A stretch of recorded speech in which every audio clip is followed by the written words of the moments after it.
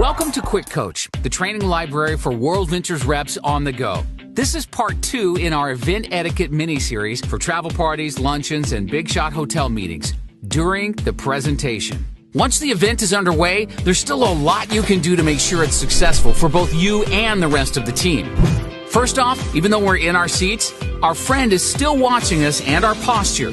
Our friends will never be more excited than we are, so we must set the standard. They're going to follow our lead, but usually won't go above and beyond our enthusiasm. Still, be you though. Don't be over the top, and as we've said before, don't be weird. Keep that in mind as we continue. The host will welcome everyone and then introduce the speaker, DVD, or online presentation. Once the speaker is introduced, we all need to clap, even if it's just a DVD. And at larger events or with an out-of-town speaker, standing up is even appropriate.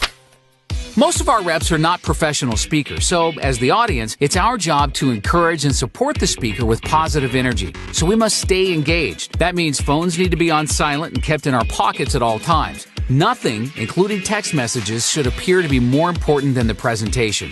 This especially applies when it's a DVD or online presentation. We can start by smiling and leaning forward. When they ask us to raise our hands or ask questions, respond with enthusiasm. Participate, and not the half raise. Actually raise your hand. Laugh at the jokes, even the silly ones you've heard before. This gives our friends permission to engage with us. Taking notes is a great thing to do too.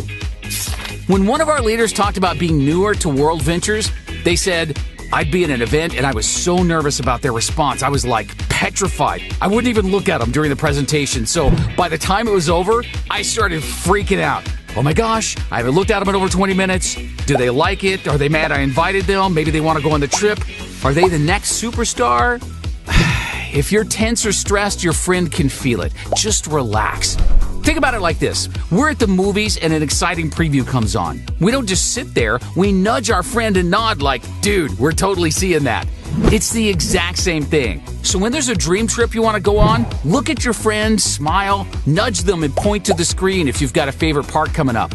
But this is a fine line. You don't want to call out comments or stand up with your "you should be here" sign.